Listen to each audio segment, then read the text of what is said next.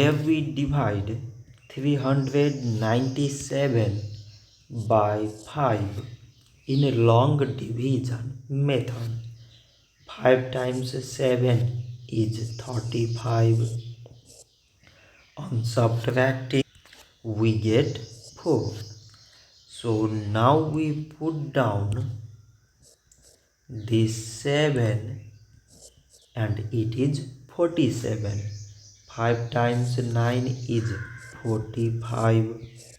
On subtracting, we get 2. So now we have no any other number to put it down. So we take here decimal, so that we put 0. So it is 20 and 5 times 4 is 20. On subtracting, we get 0. So 397 divided by 4 is 79.4. So this much for today and thanks for watching.